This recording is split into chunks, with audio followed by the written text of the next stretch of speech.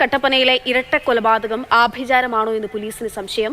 നവജാത ശിശുവിനെയും വൃദ്ധനെയുമാണ് കൊലപ്പെടുത്തിയത്. കട്ടപ്പനയിൽ നടന്ന മോഷണ കേസുമായി ബന്ധപ്പെട്ട അന്വേഷണമാണ് വഴിത്തിരിവാകുന്നത്. ജെയിൻ എസ് രാജു വിവരങ്ങൾ നൽകും. ജെയിൻ, എന്താണ് ഈ സംഭവം?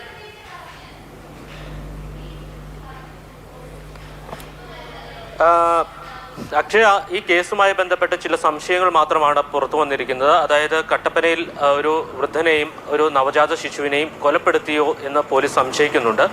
അതുമായി ബന്ധപ്പെട്ട അന്വേഷണം പോലീസ് ആരംഭിച്ചു കഴിഞ്ഞിട്ടുണ്ട്.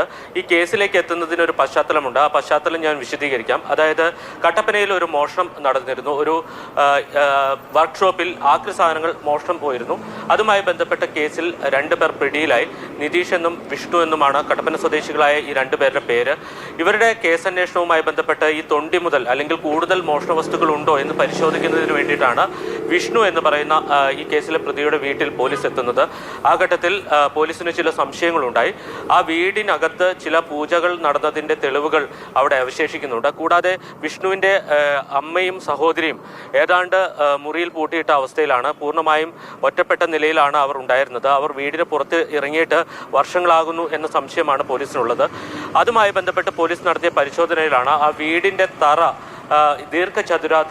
ചതുരാകൃതിയിൽ കുഴിയെടുക്കുകയും അതിനുശേഷം അവിടെ പുതിയ കോൺക്രീറ്റ് ഉപയോഗിക്കുകയും ചെയ്തിട്ടുണ്ട്. അതായത് ആ മുറിയുടെ മറ്റ് ഭാഗങ്ങളിൽ നിന്ന് വ്യത്യസ്തമായി ഒരു ചതുരാകൃതിയിൽ കോൺക്രീറ്റ് ചെയ്തതായി കണ്ടെത്തിയിട്ടുണ്ട്. അപ്പോൾ ഈ കേസുമായി ബന്ധപ്പെട്ട് പിടിയിലായ പ്രതിയായിട്ടുള്ള വിഷ്ണുവിൻ്റെ അച്ഛനെ കഴിഞ്ഞ കുറേ നാളുകളായി കാണാനില്ല എന്ന് പോലീസ് കണ്ടെത്തിയിട്ടുണ്ട്. അതോടൊപ്പം തന്നെ പോലീസ് നടത്തിയ അന്വേഷണത്തിൽ വിഷ്ണുവിൻ്റെ സഹോദരിക്കുണ്ടായ ഒരു കുഞ്ഞ്, ആ കുഞ്ഞിനെ കൂടി കൊലപ്പെടുത്തിയതായിട്ടാണ് പോലീസ് സംശയിക്കുന്നത്.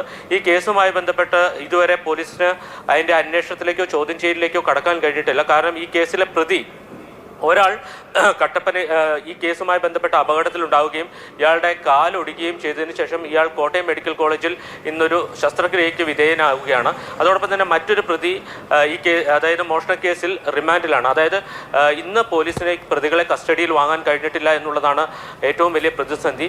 നാളെയും കോടതി അവധിയാണ്, മറ്റന്നാളും കോടതി അവധിയാണ്.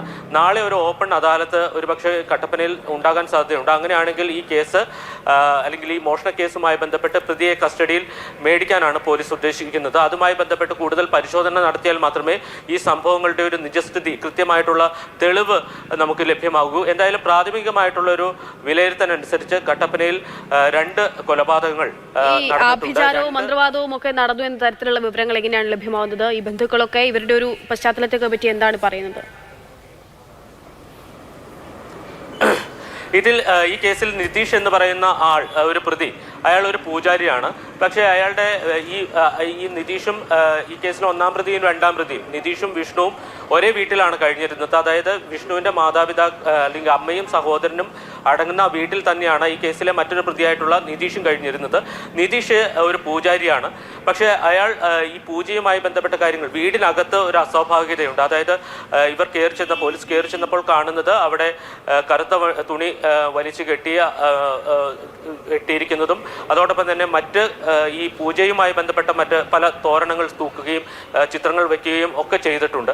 കൂടാതെ ഒരു മുറിയിൽ ചതുരാകൃതിയിൽ അവിടെ നിന്ന് മണ്ണ് നീക്കിയതിന് ശേഷം പുതിയ കോൺക്രീറ്റ് ചെയ്തതായി കണ്ടെത്തിയിട്ടുണ്ട്. അതോടൊപ്പം തന്നെ മണ്ണ് മാറ്റുന്നതിന് ഉപയോഗിക്കുന്നുള്ള സാമഗ്രികളും അതേ മുറിയിൽ നിന്ന് കണ്ടെത്തി. മൊത്തം ഒരു കുത്തഴിഞ്ഞ അവസ്ഥയിലാണ് ഉണ്ടായിരുന്നത്. ഇതിൽ പ്രാഥമികമായി മനസ്സിലാക്കുന്നത് ഈ നവജാത ശിശു ഈ നിതീഷിന് വിഷ്ണുവിൻ്റെ പെങ്ങളിൽ ഉണ്ടായതാണ് എന്നാണ് സംശയിക്കുന്നത്. അങ്ങനെ ഉണ്ടായ കുട്ടിയെ ശ്വാസം മുട്ടിച്ച് കൊലപ്പെടുത്തുകയായിരുന്നു.